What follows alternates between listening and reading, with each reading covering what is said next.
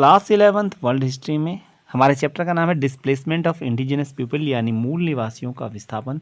और मूल निवासियों के विस्थापन में आज हम ये टॉपिक पढ़ने जा रहे हैं, मूल निवासी यानी नेटिव्स यानी इंडिजिनस पीपल। तो आइए शुरू करते हैं इंडिजिनस पीपल टॉपिक को।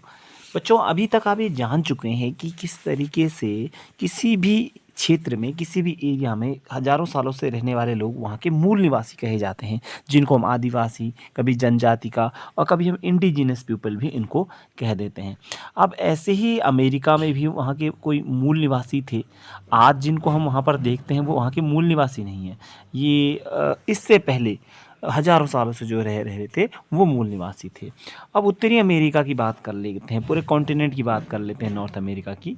उत्तरी अमेरिका के सबसे पहले बाशिंदे 30,000 साल पहले बेरिंग स्ट्रेट के आर पार फैले भूमि सेतु के रास्ते एशिया से आए, और 10,000 साल पहले आखिरी हिमयुग के दौरान वे और दक्षिण की तरफ बढ़े। अमेरिका में मिलने वाली सबसे पुरानी मानव कृति एक तीर की नोक 11,000 साल पुरानी है।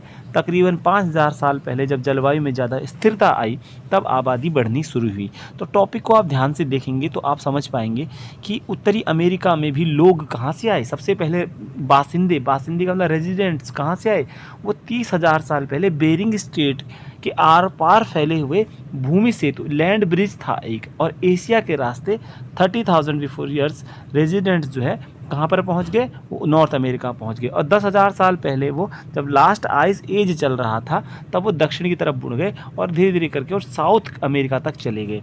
ठीक है।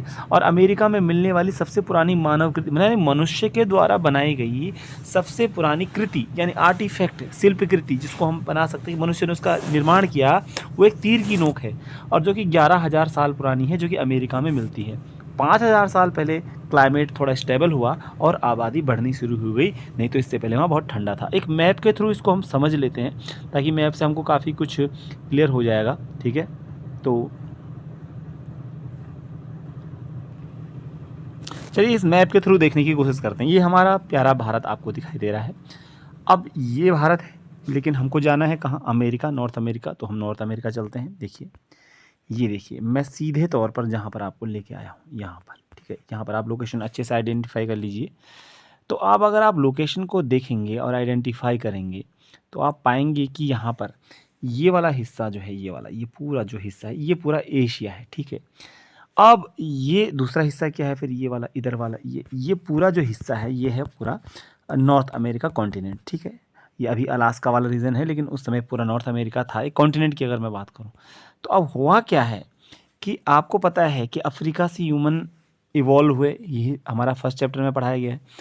तो यहाँ से इस तरह से ह्यूमन का, ये देखिए रूट, यहाँ पर ये बताया जा रहा है कि ये वाला जो बीच का पोर्शन आपको दिख रहा है इसको बोलते हैं बेरिंग स्ट्रेट। इसको क्या कहते हैं, बेरिंग जल संधि या बेरिंग स्ट्रेट कहा जाता है इसको। तो स्ट्रेट का मतलब हो गया कि ये लैंड जो है हमारे मास के बीच में एक वाटर बॉडी जो होती है वो आपका स्ट्रेट कहलाती है। तो यहाँ पर कभी लैंड ब्रिज था, आर पार फैला हुआ था, ये कह रहा है ना ऐसा। तो यहाँ एक लैंड ब्रिज हुआ करता था। अब कोई ब्रिज ऐसा नहीं किसी इंसान ने बनाया था, लेकिन ये एनसीईआरटी में लिखा हुआ, तो मैं आपको बता रहा हूँ। तो कहीं ना कहीं जोग्राफिकली ये कनेक्टेड एरिया था पहले। ठीक है। अभी इसके बीच में हो सकता है कुछ किलोमीटर की या सैकड़ों किलोमीटर की दूरी होगी। तो यहाँ से ह्यूमन इधर पहुँच गया। ये बात तकरीबन 30,000 साल पहले की है। तो 30,000 साल पहले यहाँ एशिया से मनुष्य जो है इस लैंड ब्रिज के थ्रू, जो 30,000 साल पहले यहाँ पहुँच गया, कहाँ, नॉर्थ अमेरिका में। फिर उसके बाद क्या हुआ, ये पूरा आप नॉर्थ अमेरिका का मैप देखते रहिए। अब उसके बाद धीरे धीरे करके उसने यहाँ पर जो है मूवमेंट करना शुरू कर दिया, और लगभग 10,000 साल बाद वह थोड़ा सा दक्षिण की तरफ मुड़ने लग गया। कब, 10,000 साल बाद जो है वह दक्षिण की तरफ मुड़ने लग गया था। तो ये आप देख सकते हैं किस तरीके से ये सब हो रहा है यहाँ पर।